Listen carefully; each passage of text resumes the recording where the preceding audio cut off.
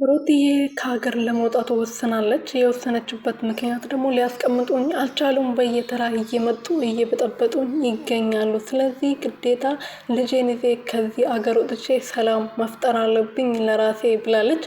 እንደዚህ ማድረግ አለብሽ ብዬ አላስብም። እናንተስ ታስባላችሁ? መሸሽ አለባት፣ መሸሽ መፍትሄ ይሆናል ብላችሁ ታስባላችሁ?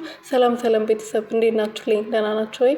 ያለው ፈጣሪ የተመሰገነ ይሁን። በያላችሁበት ሰላማችሁ ብዝት ትርፍርፍ ይበልልኝ። ሩትዬ እንግዲህ ትላንት ማታ ከእህቷ ጋር መጥታ ነበረ በራሷ ቤት። በዛ ሰዓት ከአገር መውጣት አለብኝ፣ መቀመጥ አልቻልኩም፣ መስራት አልቻልኩም፣ መግባት አልቻልኩም፣ እያስፈራሩኝ ነው፣ ማስፈራሪያ እየደረሰኝ ነው። ስለዚህ የውጭ ሀገር ፕሮሰስ የተጀመረልኝ አልቋል። ስለዚህ መሄድ አለብኝ ከልጄ ጋር። ልጄ ምንም አይሆንም እዤ ሄደው ብላ ለእህቷ ብትናገርም እህቷ ልትቀበል አልቻለችም። መሸሽ የለብሽም አትሄጂም ብላታለች። አዎ እውነት ነው፣ እህቷ ትክክል ነች። መሄድ የለባትም። መሄድ ካለባቸው እነሱ ናቸው እንጂ መሸሽ ያለባት ሩትዬ ምን ስላረገች ምን ስለበደለች ነው እናቷን ቤተሰቦቿን ትታ ከአገሯን ትታ ከሀገር የምትወጣው? ይሄ ትክክል አይደለም ሩትዬ። የአንቺ ማንነት አይደለም መሸሽ፣ የአንቺ ማንነት አይደለም። መሸሽ የለብሽም።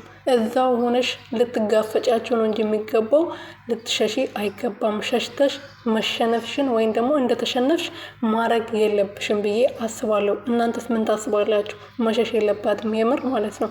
ሲጀምር ደግሞ መውጣትም ካለባቸው እነሱ ናቸው የመጡባት፣ እነሱ ናቸው ህይወቷን እየበጠበጡ ያለው።